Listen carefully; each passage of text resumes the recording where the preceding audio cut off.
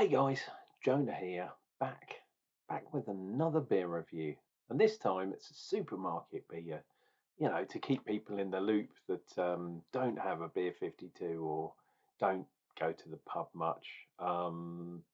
Yeah, weirdly, I record a lot of these videos when I'm at home, and I've got loads of boxes from Beer 52, so they tend to be my most drunk beers, and I record all my drinking at home. Um, but when I'm out and about, down at my local, the Royston, my personal favourite pub of the year for the second year in a row, for round here anyway. Um, but yeah, I do go to the supermarket every so often, and sometimes I buy beers that I haven't seen before, and this is kind of one of them. Or I should say I've seen it before, but I've not had it before. Anyway, it is Salt Brewing, um, and this is their Victoria's Secret, and it's part of their single hop series or single hop edition. It says it's a 5%. It just says hazy, but I'm going to say that's probably an IPA. Let us turn this bad boy round. So what have we got in there? We've got barley, we've got oats and wheat. No surprise there. All beers tend to have that in these days. And they're up from Saltaire. Here we go. Drink fresh, etc., etc. This came from the Asda supermarket chain. This tells you a little bit about salt itself, so I'm probably not going to talk about that, but that's quite interesting. Victoria's Secret is a type of hop, obviously, and it's basically saying, where are we at the bottom? Victoria's Secret are grown in Australia and have a variety of aromas and flavours, predominantly known for fruitiness, such as passion fruit, pineapple, and raspberry, combined with resinous pine, flavour that's lingering and bitter to finish. If you want to pause the video and read all that kind of stuff, that is entirely up to you. But this is a big can. So yeah, I'm going to get cracking. Oh, it's got a black top. I like the black tops. But has it got a black bottom? No. Oh, I'm going to have to wait, dear viewer, for my black bottom. I'm sure it will come real soon. Right. Sorry, I was pausing there, not because of the black bottom, but because I was opening this, and look, it hasn't blooming opened. It kind of made a hissing noise, and then this is usually where it starts doing stuff. But no, it's okay today. Fantastic. Right, because it's a big can, I've gone back to my sort of stout stroke Guinnessy type glass, but I like this glass. I like having flat sides. It's definitely a hazy beer. Now, this apparently was first brewed for a specific kind of, I don't know if it was a festival, I think it was a festival called Indie Man, which is the beer con.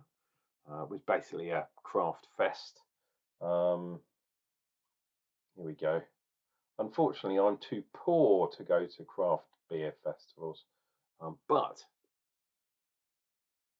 I'll be doing some judging at the weekend for a camera festival, which is really cool. So that's how I keep things in. Look at that head. That head is fast disappearing.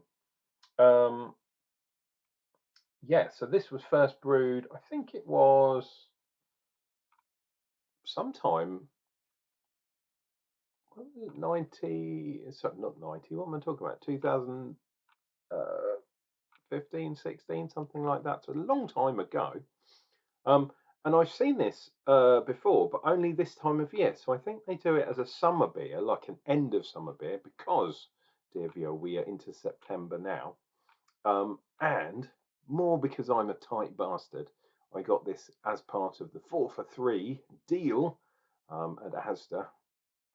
And what I tend to do is get the stronger beers, and maybe I'll buy 2 of them or 3 of them. But I saw this was part of that deal, so I thought 5%, not really strong, but it's not that bad, and I haven't tried it before, so that's the reason why.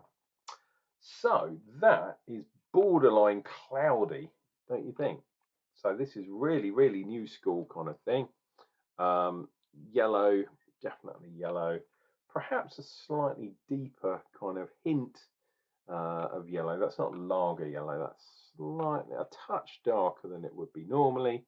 As I said, the head has disappeared totally, which is a shame because it's got wheat and oats in it. We'll see as I drink down this beer. Is it going to leave any tide lines on the side of the glass? That would be cool. We'll see what fruitiness we get.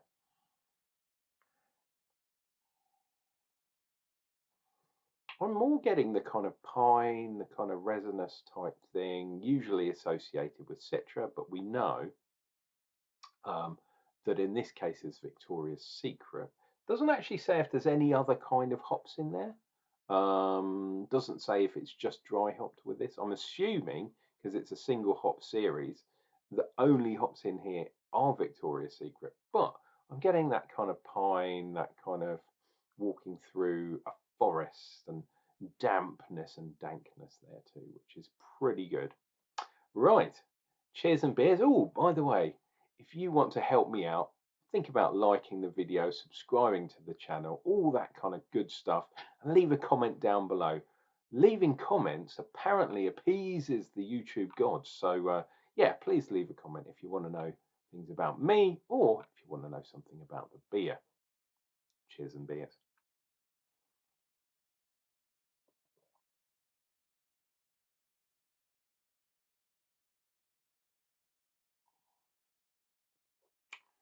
Ooh. Yes, so up front, it does have that pine dankness. I'd say this is a reasonably high. Well, actually, it's all up front. I was going to say really high IBU beer, but it's not. It was really up front, and then it just went off a cliff. It just went. Whoosh. So I reckon they've just put a shed load of hops in, which is absolutely fine with me. I like hops. Obviously, hops equals bitterness because it's a bittering agent that you put in your beer. But in the old West Coast styles, it was bitter the whole way through. This really hoppy and bitter up front, and then just like I say, straight off a cliff. Yeah, I'm not really getting that fruitiness in there, which is bizarre. Definitely getting the creaminess, which is part of the modern style, which I kind of like. I mean, it's not super creamy; it's not like a thick shake, but it has got a bit of creaminess to it. I'm looking for all that kind of tropical kind of stuff. But yeah, so far I haven't found it. See what we get with the second draft.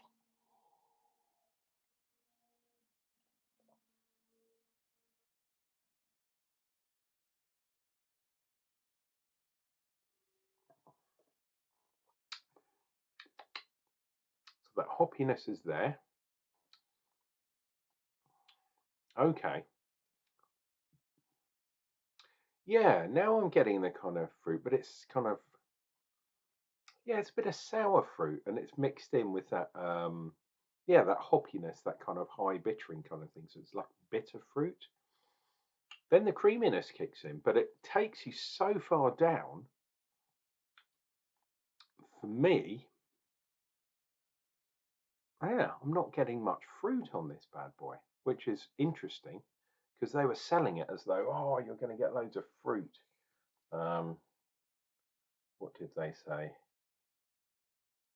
Well, combined, if we're looking at the second bit there, combined with the resinous pine, definitely getting that. Passion fruit, pineapple, and raspberry flavors. No, I'm not really getting that at all. But I am getting the sort of dank thing. Ooh, wow, pardon me, which seems to be on point with craft, well, some craft beers these days. The danker the better. Um,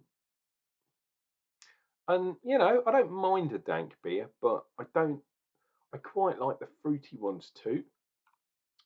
And this was kind of like being a trade-off, I guess.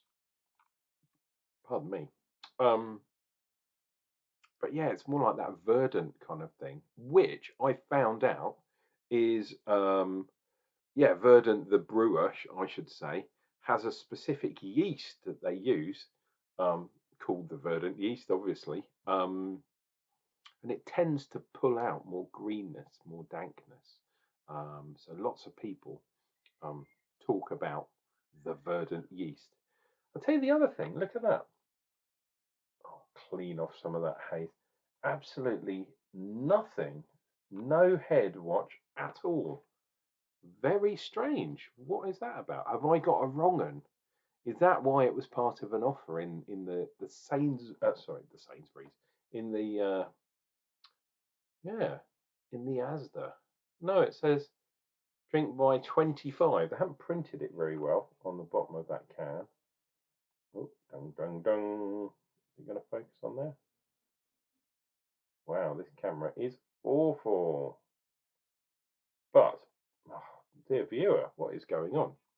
I can definitely say that says 2025. So basically, next year, not this year.